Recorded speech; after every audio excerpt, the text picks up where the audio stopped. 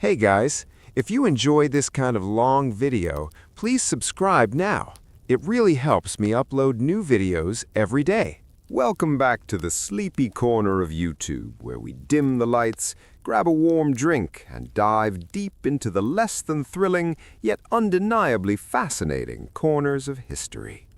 Tonight, we're going to embark on a journey that might just make you rethink your late-night snack choices, or perhaps appreciate them a little more. We're going to talk about medieval junk food.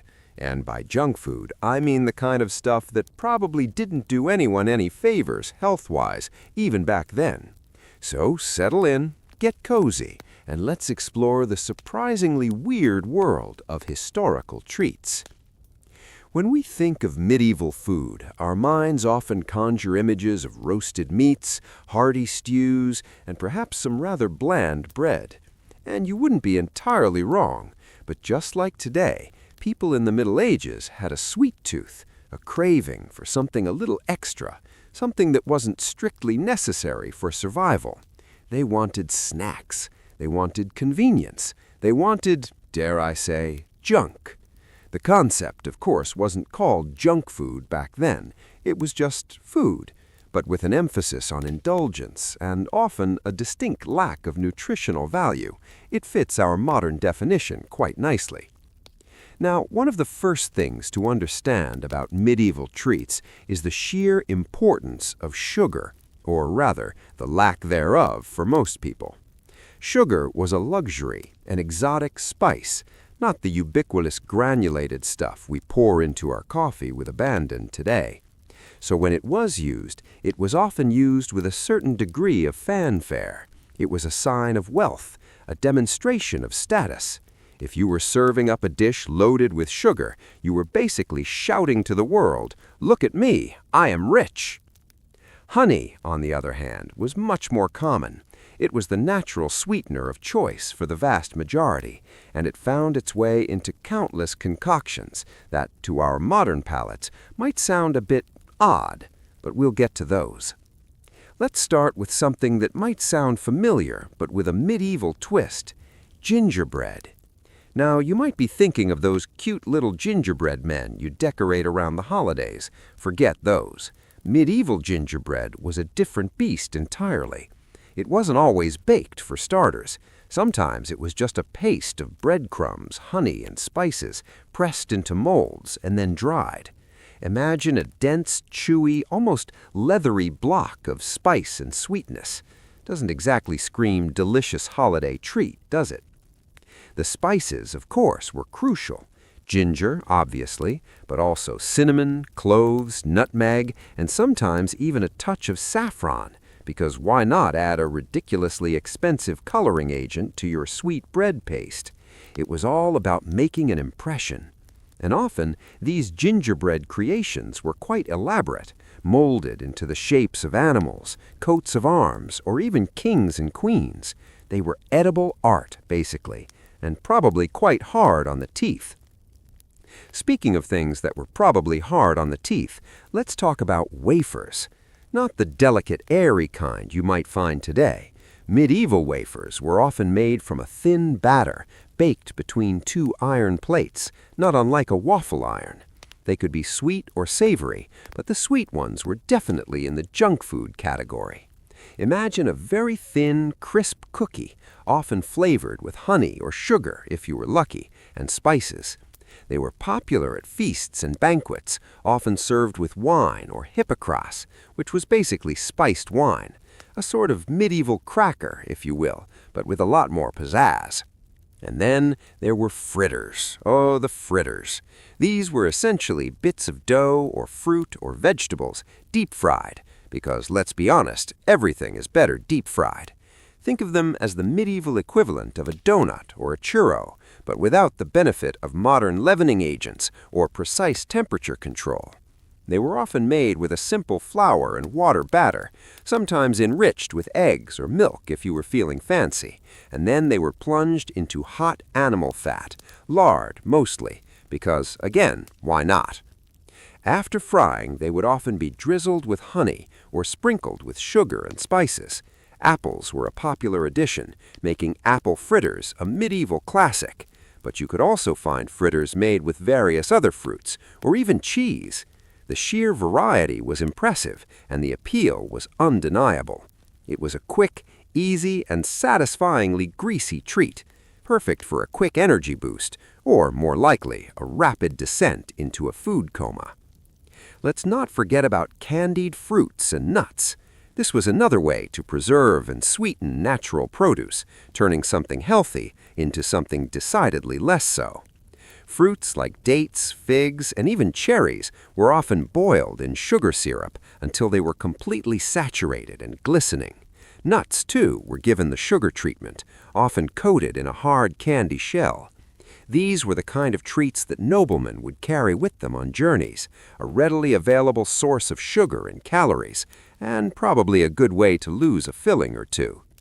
Imagine trying to bite into a rock-hard candied almond after a long day of riding a horse. You'd need a medieval dentist, and let me tell you, that's a whole other sleepy history monologue for another night. Now, let's float over to another royal disaster, or rather, a royal indulgence, marzipan. This almond paste confection was a big deal in the Middle Ages, especially among the wealthy. It was made from ground almonds, sugar, and sometimes egg whites, kneaded into a pliable paste, and then, much like the gingerbread, it was molded into incredibly intricate shapes. They would create entire banquets out of marzipan, miniature castles, tiny animals, even full human figures. These weren't just for eating, they were for showing off. Imagine a feast where after the main courses, an entire scene made of edible sugar paste is brought out. It was a spectacle. And then, presumably, you would chip off a piece and enjoy the intensely sweet, almondy flavor. Given the cost of sugar and almonds, this was definitely a high-status junk food, a true luxury. Of course, not all sweet treats were so elaborate. Sometimes people just wanted a simple sweet bread. Enter sweetened breads or cakes. These weren't cakes in the modern sense, with light, airy sponges and layers of frosting. They were denser, more akin to a rich bread, often flavored with spices, dried fruit, and, you guessed it, honey or sugar. They might be baked in a hearth or a simple oven, and were a comforting, if rather heavy, treat. Think of a very dense fruit cake, but perhaps without the immediate dread that often accompanies the modern version. And for those who really loved their sugar, there were sugar dishes. This was a broad category that essentially meant adding copious amounts of sugar to just about anything. Meats, vegetables, even other sweet dishes, because why have a little sugar when you can have a lot? It was a culinary trend, particularly in the later Middle Ages, to heavily sweeten savory dishes, creating flavor profiles that probably would make us scratch our heads today. Imagine a roast chicken liberally sprinkled with sugar. Not exactly a classic combination for us, but for them it was a sign of refinement, a demonstration of exotic tastes. Imagine a young noble child at a feast, eyes wide at the sight of a marzipan castle or a platter of glistening confits. These were the moments of pure, unadulterated joy in a world that could often be harsh and unforgiving. The concept of fasting days also played a role in the consumption of junk food. During Lent, or on other designated fasting days, meat and animal products, like butter and eggs sometimes, were forbidden. This led to a surge in creative recipes for sweet, non-meat dishes. Many of the fritters, sweetbreads, and candied fruits would have been particularly popular during these times, providing a much-needed morale boost and a break from the usual restricted diet. So even religious observance could inadvertently drive the demand from medieval junk food. Consider the social aspect. Food, especially elaborate and indulgent food, was a way to socialize, to celebrate, and to impress. Sharing a plate of sweet wafers or a bowl of confits was a communal activity, a way to connect and enjoy each other's company. It wasn't just about the taste, it was about the experience. And that, of course, is a very modern concept when it comes to junk food, isn't it? The shared pleasure of indulgence. Let's take a moment to picture a medieval fair or market. Imagine the sights, the sounds, the smells. You'd have the aroma of roasting meats, certainly, but also the sweet scent of baking bread, of honey, of spices. There would be vendors calling out their wares, offering hot pies, fresh fruit, and perhaps small bags of those delicious, if tooth-threatening, confits. It was a bustling, vibrant scene, and a place where you could easily find something quick and satisfying to eat, much like a modern street food festival. The evolution of these junk foods over the centuries is also quite interesting. As sugar became more accessible and less expensive, the variety and complexity of sweet treats exploded. Eventually, we moved from simple honey-sweetened breads to elaborate cakes, pastries, and all manner of sugary confections. The demand for sweetness, it seems, is a constant throughout human history. The ingredients themselves tell a story. The reliance on honey, the careful use of expensive imported spices, the local fruits and nuts. It all paints a picture of a culinary landscape shaped by climate, trade routes, and social status.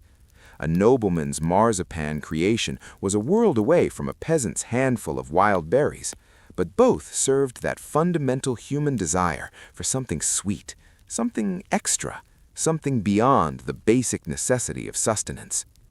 And let's not forget the sheer ingenuity involved.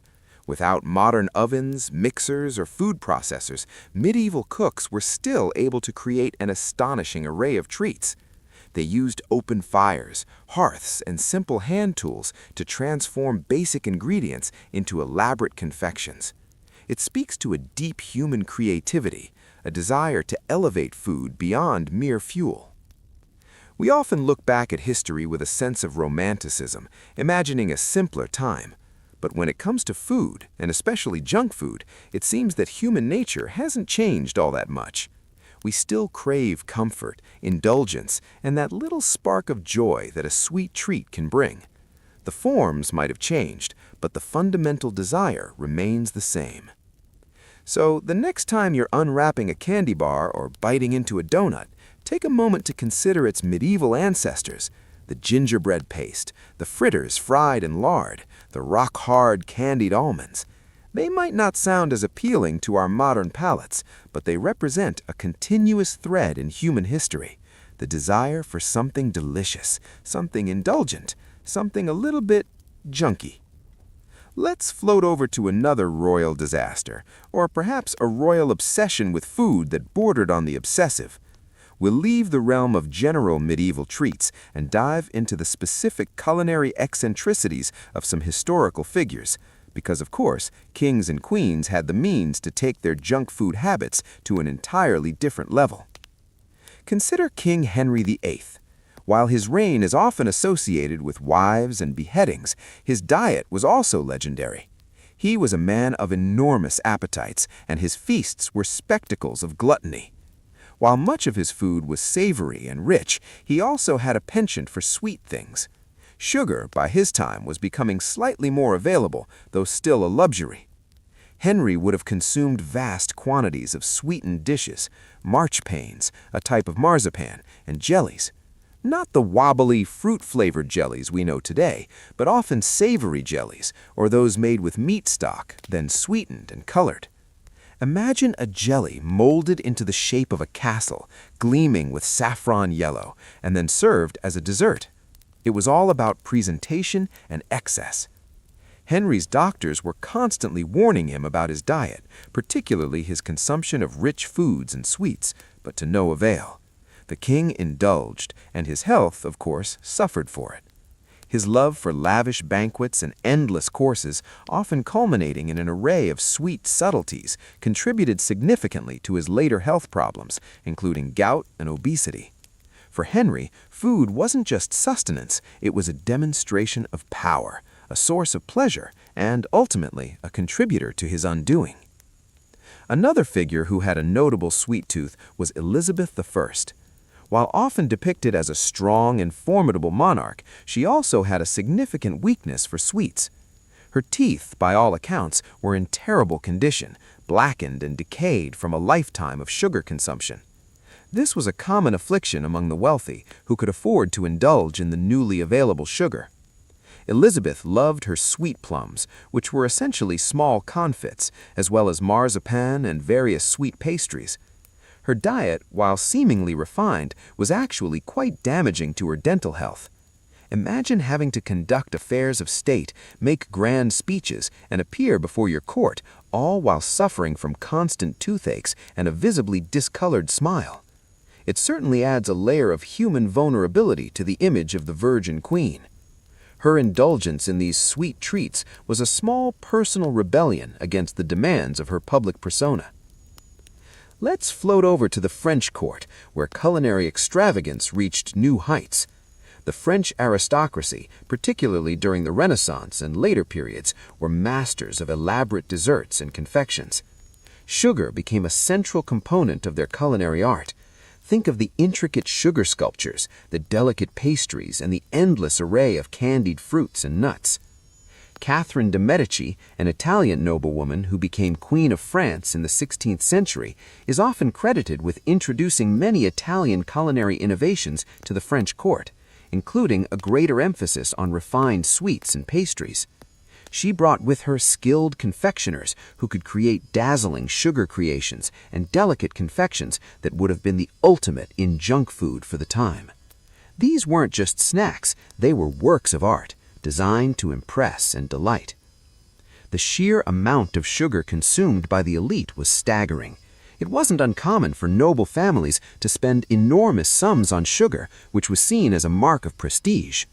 The whiter and more refined the sugar was, the more expensive it was, and therefore the more desirable. It was a status symbol you could eat.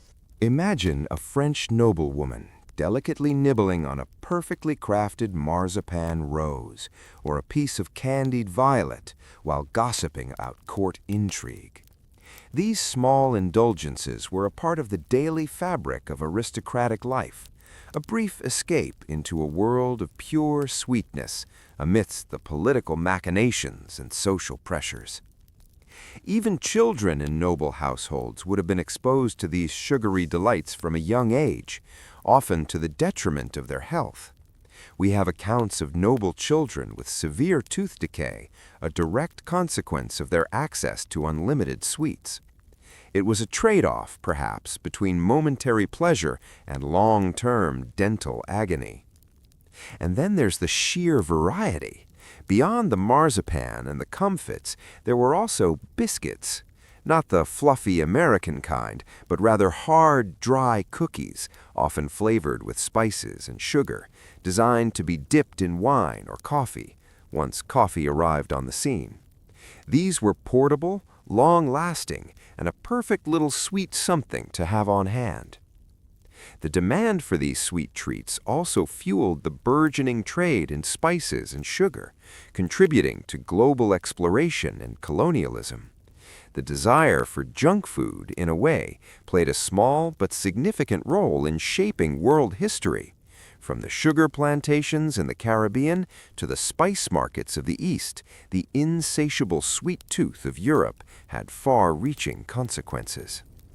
So, while we might look back and chuckle at the idea of a medieval gingerbread paste or a sweetened meat jelly, it's clear that the human desire for indulgence, for that little bit of extra sweetness in life, is a constant.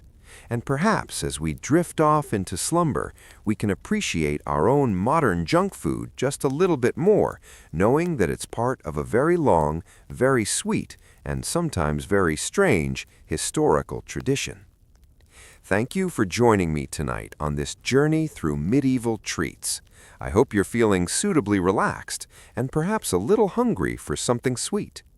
Until next time, dim the lights, rest your eyes, and let the gentle currents of history carry you away. Good night. The greasy streets and sugar shrines.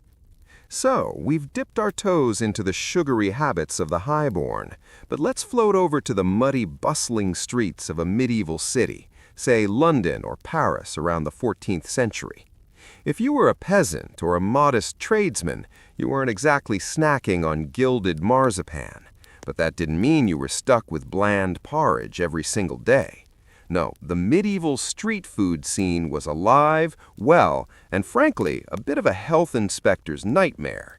Because why worry about cholesterol when the average life expectancy is 35, right? The original medieval fast food was the meat pie. Now, these weren't the gourmet, organic pies you find at a farmer's market today. These were the mystery meat specials of the 1300s. In the city, most people didn't have a kitchen or even a proper hearth at home.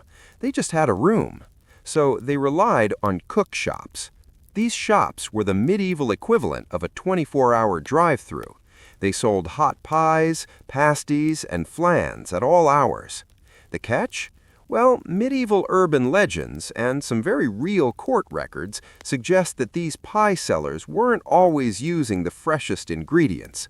There are records of pastellers being hauled off to the pillory for re-cooking old meat or using unwholesome fillings. It was the ultimate junk food gamble. You'd buy a crusty, greasy little pocket of dough filled with beef, pork, or maybe just general protein and hope for the best. It was cheap, it was filling, and it was salty. Because, of course, salt was the great concealer of slightly past its prime meat. The crispy, fatty delights of the commoner. If you weren't in the mood for a pie gamble, you might go for fritters. We touched on these earlier, but they really were the backbone of medieval snacking. Imagine walking down a narrow, timber-framed street. The air is thick with the smell of wood smoke and hot lard. The fritterers would have large vats of bubbling fat, usually pork lard, and they would drop in anything they could find. One popular street snack was the Lombard fritter. These were essentially deep-fried balls of pork, eggs, and herbs held together with breadcrumbs. They were the medieval chicken nugget, only much more intensely fatty. They were portable, you could eat them with your hands while walking to the market, and they gave you that instant hit of grease and salt that humans have craved since the dawn of time. Then there was pain puff. Despite the name, it wasn't painful, unless you count the heartburn. These were small puff pastries filled with a mixture of marrow, yes, bone marrow, sugar, and dried fruits. Imagine a tiny deep-fried donut filled with sweet, fatty beef marrow. It sounds like something a modern experimental chef would charge $50 for, but back then it was just a high-calorie snack for someone who had been hauling wool sacks all day. It was the original fat bomb, long before keto was a thing. The liquid calories, ale and small beer. Of course, you can't talk about junk food without talking about the drinks that washed them down. For the average person, water was a bit of a drink-at-your-own-risk situation in the city.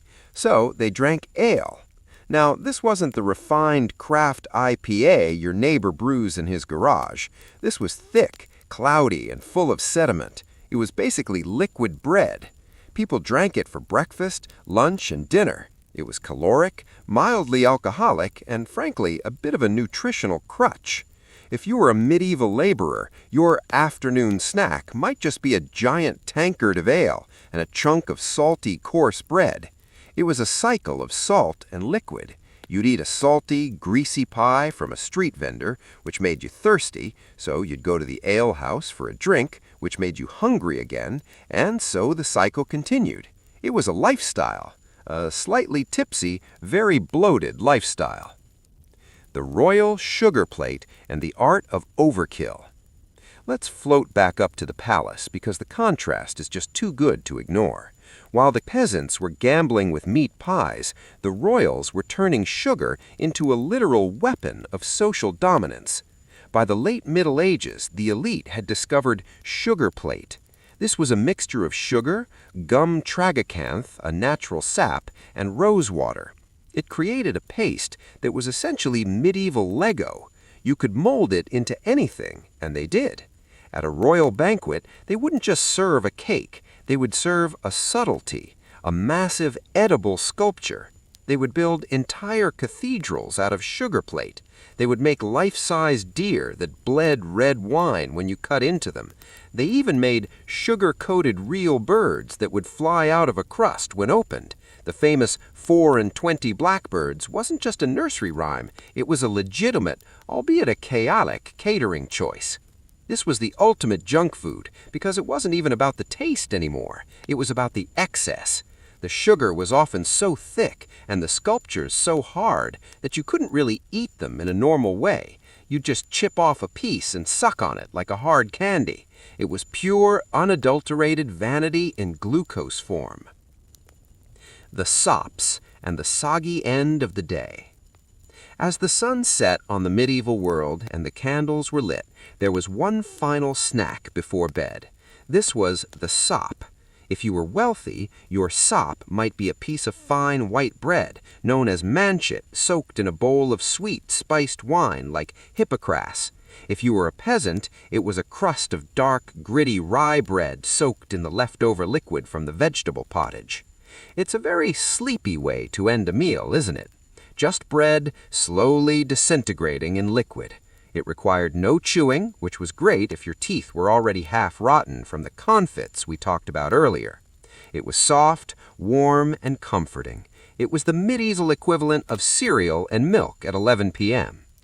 As you imagine these scenes, the bubbling lard of the street vendors, the towering sugar cathedrals of the kings, and the quiet, soggy sops of the peasants, you realize that history isn't just about battles and treaties.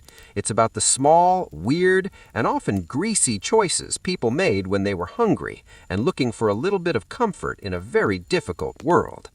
So, as we close this chapter on medieval junk food, let the image of a deep-fried marrow puff fade into the background.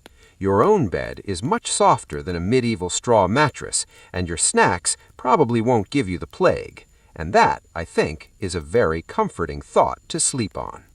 The apothecary's candy shop and the healthy sugar delusion. So we've wandered through the greasy street stalls and stared in awe at the massive sugar cathedrals of the kings. But tonight, let's float over to a slightly quieter, more aromatic corner of the medieval world, the apothecary's shop. You see, in the Middle Ages, the line between medicine and junk food was, well, it was practically non-existent. If it tasted good and cost a lot of money, medieval doctors were almost certain to find a way to claim it was balancing your humors. Because, of course, why just eat a snack when you can tell yourself you're performing a vital medical procedure? The centerpiece of this medical junk food world was the electuary. Now, imagine a thick, gooey paste made of honey or sugar, mixed with ground-up herbs, spices, and sometimes, because why not, crushed pearls or gold leaf. It was essentially the medieval version of a wellness gummy, but about 10 times more sugary. Doctors would prescribe these electuaries for everything from a mild cough to melancholy. Feeling a bit down because the harvest failed? Have a spoonful of spiced honey paste. Feeling tired after a long day of taxing the peasantry? Clearly, you need more sugar-coated ginger. The digestive dragées and the sugar-coated pill. After a heavy meal, the kind of meal that left you feeling like a bloated medieval turnip, you would turn to the voidée. This was a special little ceremony at the end of a feast where the table was voided, cleared, and out came the digestive aids. But instead of an antacid tablet, you'd get a tray of comfits and dragées. These were seeds, aniseed, fennel, or caraway, coated in layer after layer of hard white sugar. The theory was that these spices helped the stomach close and digest the heavy meats. In reality, it was just a fantastic excuse to eat a handful of sprinkles. These comfits were the M&Ms of the 15th century. They were kept in beautiful little boxes called dressoirs, and guests would pop them like candy. If you were a royal child and you were feeling a bit peaky, the apothecary might bring you Manus Christi. The name literally means the hand of Christ, which sounds very holy and restorative, doesn't it? In reality, it was just boiled sugar tabs, sometimes flavored with rose water or mixed with actual gold leaf. It was believed that gold had solar properties that could heal the heart. So you weren't just eating a candy bar, you were consuming a celestial golden medicine. It was the ultimate healthy junk food of the elite. Of course, the only thing it was actually healing was the apothecary's bank account. The weird world of syllabub and whipped indulgence. Let's float over to the dairy, where things get a bit frothy. As the Middle Ages bled into the early Renaissance, people became obsessed with syllabub. Now, if you've never had a syllabub, imagine a cross between a milkshake and a cloud of boozy whipped cream. The original way to make a syllabub was, to put it mildly, a bit chaotic. You would take a bowl of sweetened, spiced wine or cider and carry it out to the cowshed. Then you would milk the cow directly into the bowl. The force of the warm milk hitting the acid in the wine created a natural frothy foam on top. Because why bother with a whisk when you can just use a cow? Eventually, it became a more refined kitchen dish where heavy cream was whipped with sugar and lemon juice until it was stiff and airy. It was served in delicate glasses and eaten with a spoon. It was the light snack of the day, airy, sweet, and mostly made of fat and sugar. It was the kind of thing a duchess would eat while complaining about her delicate constitution, ignoring the fact that she was essentially consuming a cup of pure, boozy whipped cream. The Lord of Misrule and the Chaos of Holiday Junk Food. So, we've survived the apothecary's medicinal sugar traps and the greasy gambles of the city streets. But let's float over to the ultimate pinnacle of medieval indulgence, the holidays. Specifically, the 12 days of Christmas. If you thought medieval life was all about solemn prayers and tilling the soil, the winter holidays would like a word. This was the season of the Lord of Misrule, a time when the social hierarchy was flipped upside down and the diet followed suit. It was a 12-day marathon of what we can only call extreme junk food. Imagine a world where a peasant is crowned king for a week, and the actual king has to serve him. In this atmosphere of organized chaos, the food became equally nonsensical. This was the era of the great Christmas pie. Now, when I say pie, don't think of a modest apple tart. Think of a structural engineering project made of lard and meat. These pies were often massive, thick-walled coffins, which, ironically, is what they called the pastry crust, filled with a dizzying array of animals. We're talking turkey, goose, chicken, partridge, and pigeon, all stuffed inside one another like a medieval turducken, then encased in a crust so hard it was basically a ceramic pot. The crust wasn't even meant to be eaten. It was just a greasy delivery system for the salt-laden spiced meat inside.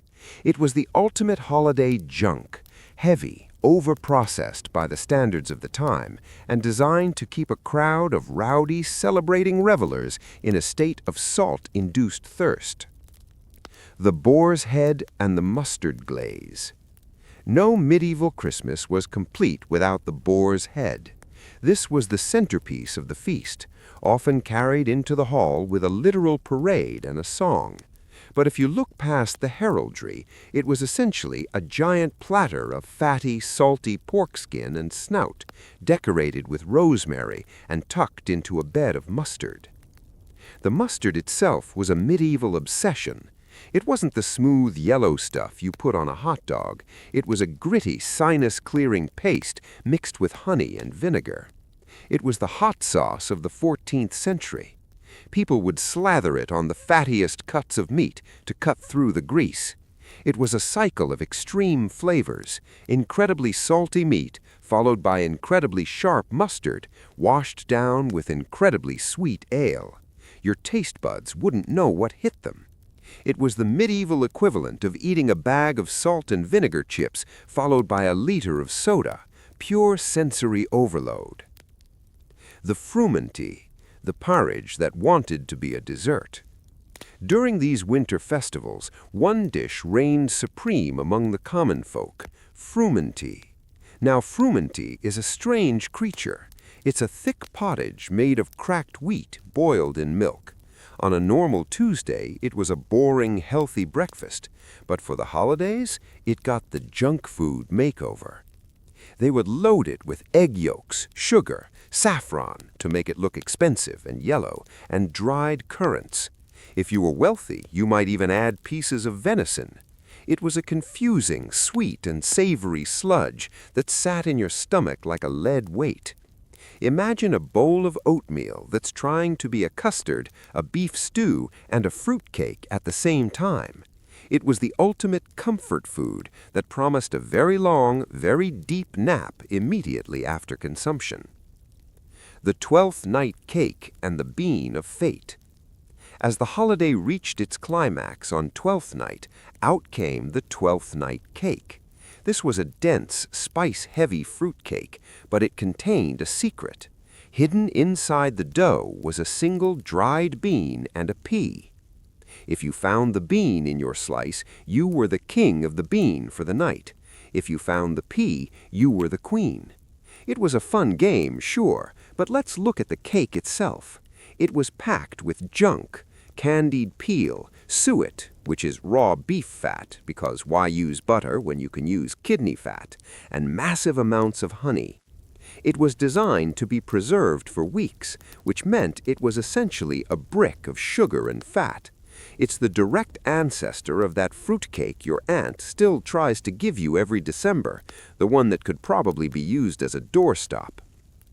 Wassail and the liquid sugar rush. Of course, you couldn't eat all this heavy, fatty food without something to help it slide down. Enter the wassail bowl. Wassail was a hot spiced ale or cider, but the medieval version had a weird junk addition, lamb's wool. No, they weren't putting actual wool in the drink. Lamb's wool was the name for the white frothy foam created by bursting roasted apples into the hot ale. You'd roast apples until they exploded, then mash them into the spiced, sugary booze. It was a thick, pulpy, alcoholic smoothie that tasted like liquid apple pie. It was served in a giant communal bowl, and everyone would drink from it to wassail, be well. Between the sugar in the cider, the honey added to the ale, and the caramelized fruit, it was a massive spike of glucose. After a few cups of that, the Lord of Misrule didn't seem so crazy. Everyone was probably just on a massive sugar high. The soft, sweet fade-out. As the 12 days of Christmas came to an end, the coffin crusts were thrown to the dogs, the wassail bowl was drained, and the medieval world prepared to go back to its usual diet of dark bread and cabbage. But for those 12 days, they lived in a world of pure, unadulterated indulgence. It's funny to think about, isn't it? We think of our modern holidays as being uniquely over the top, with our peppermint mochas and endless platters of cookies. But the medieval person was right there with us, just with more lard and fewer preservatives. They had the same impulse we do. When the world is cold and dark, we want salt, we want fat, and we want enough sugar to make us forget the frost outside. So, let the image of the bursting lamb's wool apples fade from your mind. The festive chaos of the Lord of Misrule is over. The great hall is quiet now. The rushes on the floor have been swept, and the fire in the center of the room has turned to soft gray ash. You're safe in the 21st century, where your cakes don't have beans in them, unless you're into that, and your fast food doesn't come in a crust called a coffin. Feel the weight of your blankets, the stillness of the air, and the gentle rhythm of your own breathing.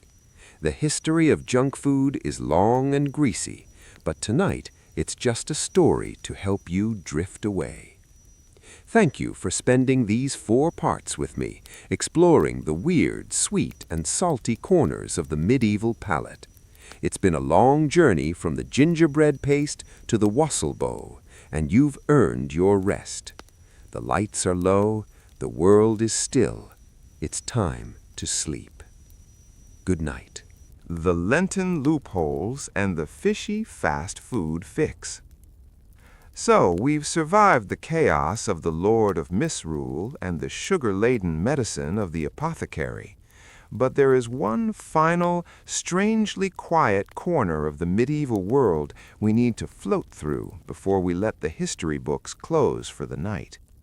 We need to talk about the Lenten loopholes. You see, for a huge chunk of the year, nearly a third of it actually, the medieval person was technically on a diet. During Lent, Advent, and every Wednesday, Friday, and Saturday, the Church forbade the consumption of flesh meat, eggs, and dairy. For the average person, this meant a lot of salted herring and dry bread.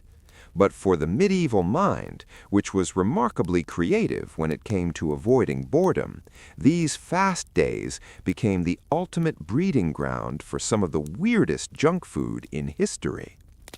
Because, of course, if you can't have a real steak, you're going to spend a lot of time and energy making something else look like a steak. It was the era of imitation junk food, and the results were, well, they were definitely something. The mock foods and the almond milk obsession. If you were a wealthy noble during Lent, you didn't just eat plain vegetables. You hired a chef to perform culinary alchemy. The secret ingredient? Almond milk. Today, we think of almond milk as a modern alternative for the lactose intolerant, but in the 14th century, it was the ultimate luxury hack. They would take ground almonds and water, strain them, and use the resulting white liquid to recreate everything they were missing. They made mock eggs by blowing out actual eggshells, filling them with almond milk jelly, and placing a small piece of saffron-colored almond paste in the middle to look like a yolk. It was a sugary, nutty, gelatinous snack that looked like breakfast, but tasted like dessert. Imagine biting into what looks like a hard-boiled egg, only to find it's a sweet, almond-flavored gummy. It was the junk food of deception. They even made mock bacon out of sliced salmon and almond paste, layered to look like strips of fat and meat. It was processed food in its most primitive and imaginative form. They weren't just eating to survive, they were eating to entertain their own bored palates. The deep-fried fishy fritter. Since meat was off the menu, the fryer became the most important tool in the kitchen. If you couldn't have a lard-fried pork ball, you'd have a fish fritter.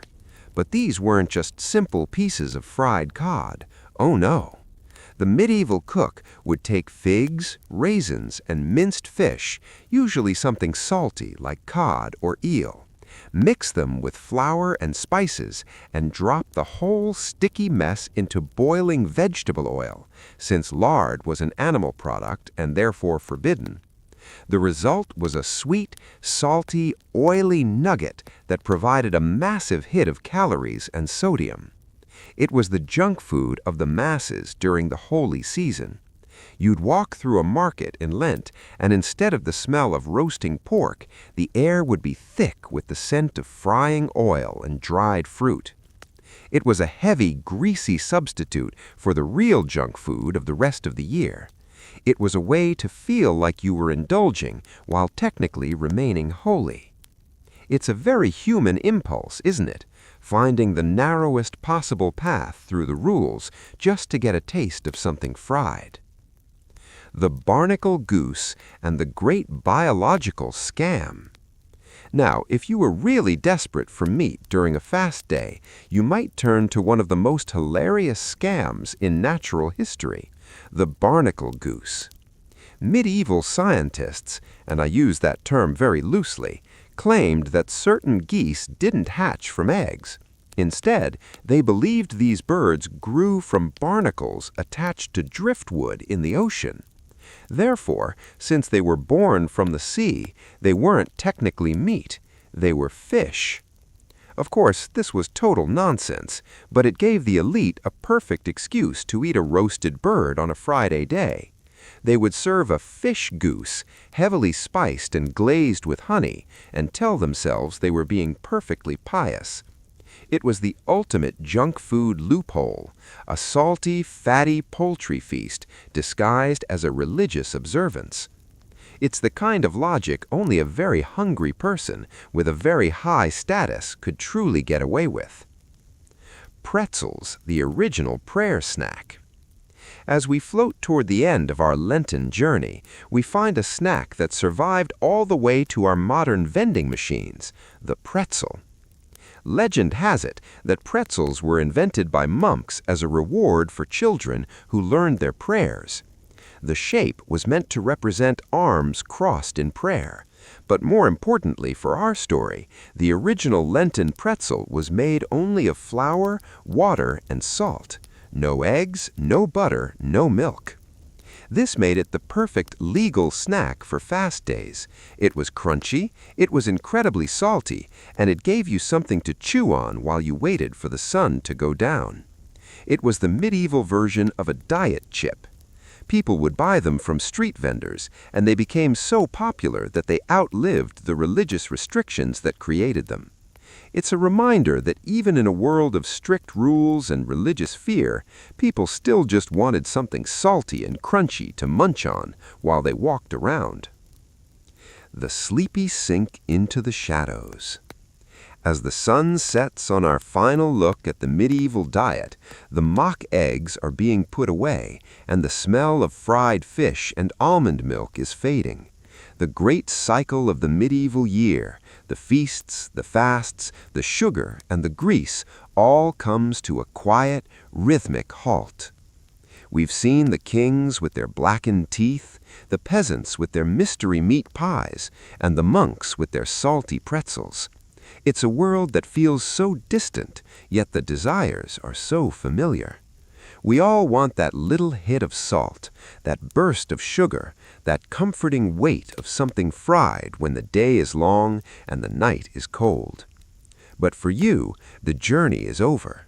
There are no more loopholes to find, no more sugar cathedrals to build, and no more barnacle geese to pretend are fish. Your world is much simpler. Your snacks are in the pantry, and your bed is waiting. The medieval streets are dark now. The apothecary has blown out his candle. The lord of misrule has gone back to his cottage. The only sound left is the soft, distant hum of the modern world outside your window, a sound that says you are safe, you are warm, and you are tired. Feel the tension leave your shoulders. Let your mind drift like a piece of driftwood in that imaginary sea where the barnacle geese grow. There's no need to think anymore. The history has been told, the stories have been shared, and the junk food of the past is nothing more than a ghost.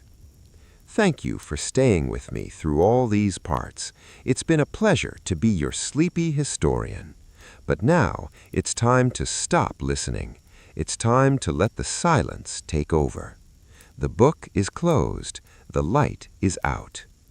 Sleep well. Good night. The junk of the great fairs and the sweetness of the end. So we have navigated the oily waters of Lenten loopholes and the sugary deceptions of the apothecary. But as we reach the final stretch of our long, slow walk through the medieval menu, we must float over to the grandest spectacle of all, the great annual fair. If the local market was a modern convenience store, the great fair, like those at Sturbridge or Champaign, was the medieval equivalent of a massive month-long theme park centered entirely around trade, noise, and of course, the absolute pinnacle of junk food. Imagine a city of tents rising out of the mud. For a few weeks a year, the most exotic, unhealthy, and delightful things on the planet were gathered in one place. This was where a peasant might see a monkey for the first time, and where a merchant might spend a month's wages on a single pound of junk that would make a modern nutritionist weep. The air at these fairs didn't just smell like wood smoke, it smelled like caramelizing sugar. This was the birthplace of the fairing. Originally, a fairing was just a small gift bought at a fair, but it quickly became synonymous with a specific type of treat, the gilded gingerbread. The gilded gingerbread and the vanity of the fair. We've talked about gingerbread before, the dense, spicy paste, but at the fairs it became a literal status symbol. The vendors would take this gingerbread and press it into intricate wooden molds shaped like knights on horseback, hearts, or even dragons. But they didn't stop there. To make it fair-worthy, they would apply a thin layer of actual gold leaf or a bright yellow wash made of saffron and egg white. It was the ultimate junk because you weren't just eating a cookie, you were eating a piece of shiny golden propaganda. People would walk around the fair clutching their golden gingerbread men, showing everyone that they had the coins to spare on something so fleeting and sweet. It was crunchy, it was spicy enough to make your tongue tingle, and it left your fingers stained with yellow dye and bits of edible gold. It was the medieval version of a giant, overpriced stick of cotton candy, pure, sugary whimsy designed to be consumed in a moment of celebration. The caudle, the liquid comfort of the weary. After a long day of wandering the stalls, doddering through the mud, and dodging the pickpockets, a visitor to the fair would need a caudle. Now, a caudle was a fascinatingly thick, sweet drink that blurred the line between a beverage and a pudding. It was made by taking hot ale or wine and thickening it with eggs, breadcrumbs, and a mountain of sugar and spices. Imagine a very thin, very boozy bread pudding that you could drink out of a mug. It was warm, it was incredibly heavy, and it was designed to give you an immediate rush of energy and warmth. It was the energy drink of the 15th century, but instead of caffeine, it relied on the sheer power of fermented grain and glucose. You'd sit on a rough wooden bench, the noise of the fair muffled by the canvas of a tavern tent, and sip this thick, spiced liquid. It was comforting in a way that only junk can be. It didn't challenge your palate, and it didn't provide any vitamins. It just wrapped your stomach in a warm, sugary hug and made the cold dampness of the English evening feel a little further away. The comfit maker and the tiny treasures.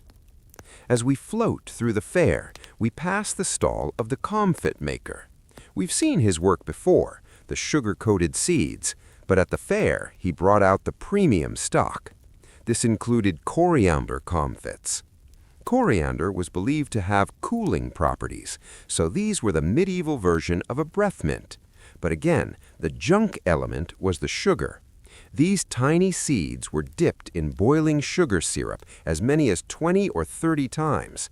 The result was a tiny, hard-as-a-rock pearl of sweetness that exploded with a flowery, citrusy coriander flavor when you finally managed to crack it with your teeth. Children would beg their parents for a small paper cone of these, and noblemen would keep them in silver boxes to nibble on while they discussed the price of wool. They were small, they were addictive, and they were the perfect representation of medieval junk, a tiny bit of nature hidden under a massive man-made mountain of processed sugar. The waferers and the sound of the crunch. And then there were the waferers. In medieval literature, waferers were often portrayed as slightly scandalous characters, people who hung around the edges of parties and fairs, selling their thin, crisp cookies. These wafers were cooked on long-handled irons over open coals, and the smell of the toasted batter was the siren song of the fairgrounds. They were often flavored with cheese or honey, and they were so thin they would shatter the moment you bit into them. They were the chips of the Middle Ages. You couldn't just eat one. You'd buy a stack of them wrapped in a bit of cloth and munch on them while watching the jugglers or the bear baiting. They provided no real sustenance, just a satisfying crunch and a lingering taste of toasted grain and sweetness. It was the perfect, light, empty-calorie snack for a day of indulgence. The slow fade into the silence of history. As the sun begins to set over our final fairground, the stalls are being packed away. The The gilded gingerbread is all sold, the caudle pots are being scrubbed, and the waferers have moved on to the next town.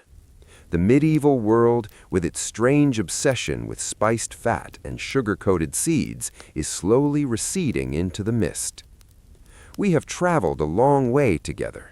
We've seen the gluttony of kings, the desperate creativity of the Lenten fast, and the greasy joy of the street markets. We have learned that while the ingredients change, from lard and honey to vegetable oil and high-fructose corn syrup, the human heart stays the same.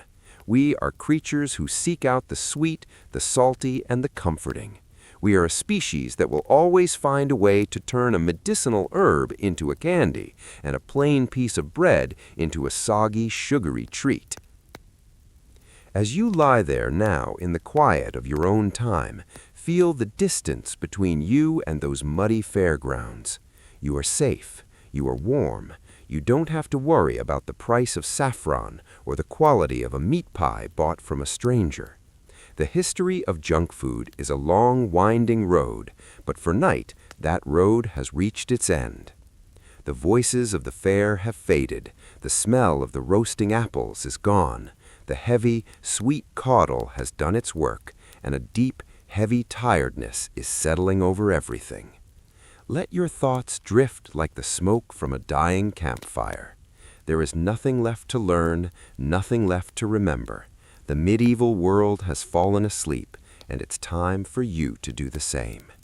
The sugar cathedrals have melted away, and only the darkness remains, a soft, velvet darkness that is perfect for dreaming. Thank you for being my companion on this long, sleepy journey through the larders of the past. It has been a pleasure to share these dusty stories with you. But now the historian must rest, and so must you.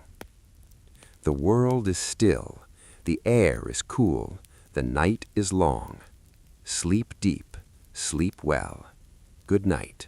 The sugar-baked banqueting house and the final sweet drift. So, we have wandered through the muddy fairgrounds and tasted the gilded gingerbread of the masses. But as we reach the true twilight of our journey, we must float over to the most exclusive, most decadent, and perhaps most useless architectural invention of the late medieval and early Renaissance period, the banqueting house. You see, by the end of this era, the wealthy had decided that their main dining halls were simply too savory. To truly enjoy their junk food, they needed a separate building, often tucked away in a garden or atop a roof, dedicated entirely to the consumption of sugar.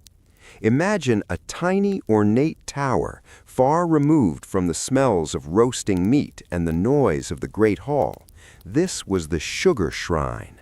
After the main meal was over, the guests would retire to this little house for what was called the banquet. But in the 15th and 16th centuries, a banquet didn't mean a big dinner. It meant the course of sweets, spiced wines, and what we would today call pure junk.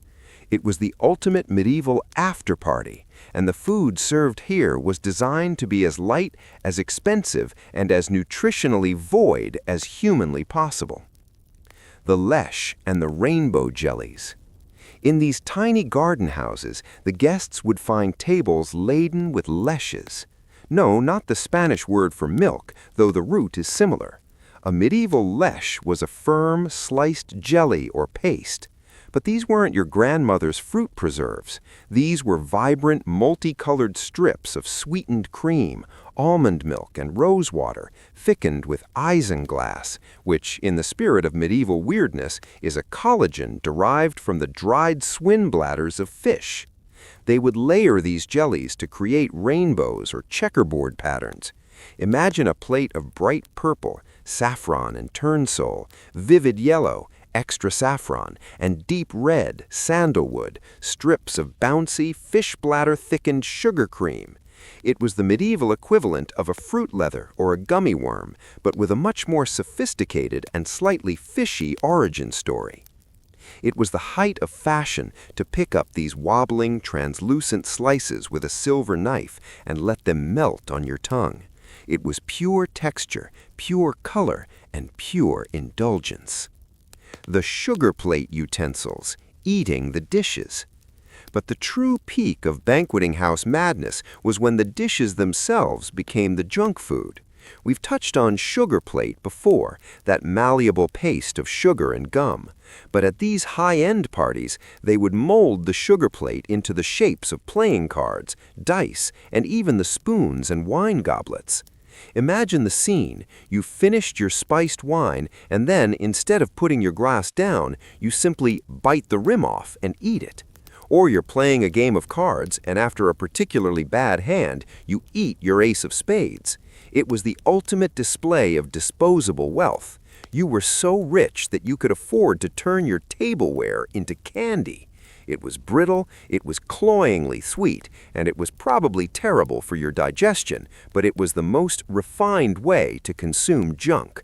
It was the medieval version of edible packaging, only instead of being eco-friendly, it was just a very expensive way to get a toothache. The final cup, Hippocras and the sleepy spices. To wash down the sugar plate spoons and the cream clouds, there was always one final round of Hippocras. This was the nightcap of the medieval world. It was red wine infused with what they called the warm spices, cinnamon, ginger, grains of paradise, and long pepper, all strained through a conical Monicus Hippocraticus, Hippocrates' sleeve, filter. But for the banquet, the wine was sweetened to the point of being a syrup. It was thick, it was dark, and it was designed to settle the humors before sleep. In reality, the combination of high alcohol and massive amounts of sugar was a recipe for a very heavy, almost medicinal stupor. As the guests finished their Hippocras, the conversation would slow down. The dry humor and the snarky court gossip would fade into a comfortable, sugar-induced silence. The long, slow night. As we pull back from the banqueting house, the candles are being snuffed out one by one. The tiny, ornate building stands dark in the moonlit garden. The sugar sculptures are half-eaten, the rosewater scent is lingering in the air, and the guests are being led back to their chambers by the flickering light of torches. This is the end of our journey. We have seen the medieval world not as a place of constant gloom, but as a place of surprising, sticky, and often ridiculous sweetness. From the greasy mystery meat pies of the street vendors to the edible sugar dice of the kings, we've explored the ways humans have always tried to make life a little more palatable, a little more indulgent, and a little more junky. The history of food is the history of us. It's the history of our cravings, our inventions, and our eternal desire to have just one more bite of something that we know isn't good for us, but feels so right in the moment. As you lie there now, feel the weight of the centuries settling around you like a soft, heavy blanket. The frantic energy of the fair is gone. The loud celebrations of the Lord of Misrule have ended. The medicinal pastes of the apothecary have been put away. Your mind is like that garden banqueting house, quiet, dark, and filled with the faint, sweet echoes of a long day. There is nothing left to do, no rules to follow, no history to memorize. The world of the 21st century is hushed, and the world of the 14th century is just a collection of dusty shadows and sweet stories. Let your breathing become slow and shallow, like the flickering of a dying candle. The sugar plate spoons are broken, the snow has melted, the Hippocras has been drunk. It is time to let go. It is time to drift. You have traveled through 1.5 hours of history, and now you have reached the destination. The destination is sleep. The destination is the quietest corner of the past, where no one is shouting, no one is frying, and the only thing that remains is the soft, rhythmic hum of time passing by. The story is finished. Sleep well, sleep deep. Good night.